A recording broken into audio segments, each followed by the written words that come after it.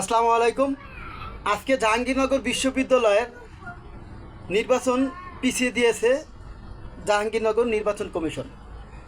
এই নিয়ে উচ্ছ্বাস করেছে বিএনপি এবং বামপন্থী ছাত্র নেতারা।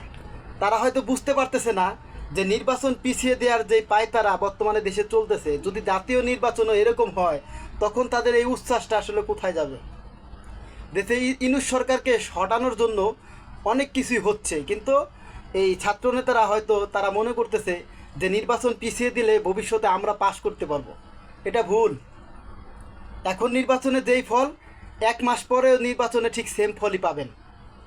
তাই নির্বাচন পিছিয়ে দেওয়ার এই ষড়যন্ত্রে আপনারা তাল মিলায়েন না। তাল মিলাইলে ভবিষ্যতে আপনাদের জন্য খারাপ কিছু হতে পারে। কারণ বাংলাদেশে এর আগে একজন গোয়েন্দা সংস্থাকে গ্রেপ্তার করা হয়েছে।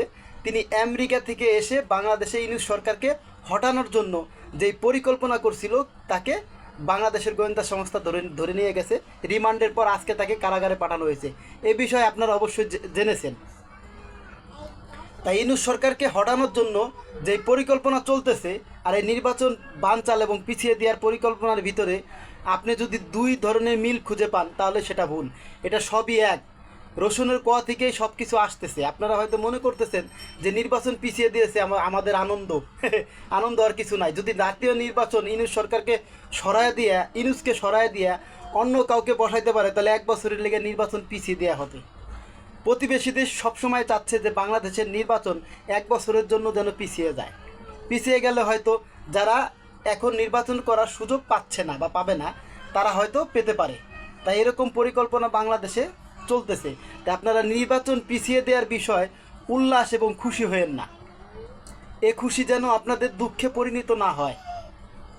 ঠিক আছে? শুধু নিজেদের স্বার্থ দেখা নির্বাচন পিছায়েন না।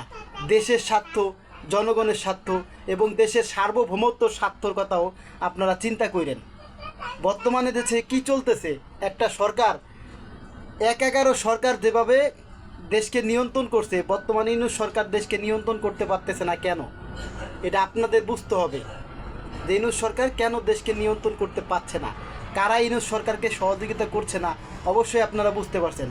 দেশের বাইরে থাকা সামরিক কর্মকর্তারা যারা এখন অবসরে আছে, তাদের কথাবার্তা শুনলেই আমরা বুঝতে পারি। তাই আপনারা নির্বাচন পিছিয়ে দেওয়ার বিষয় উল্লাস না করে নির্বাচন যেন 25 তারিখেই হয়, এই বিষয় নিয়ে আপনারা গুরুত্ব দেন। আপনাদের আনন্দ, আপনাদের খুশি যেন দুঃখে পরিণত না হয়। সবাই ভালো থাকবেন। ভালোবাসা, বিরাম।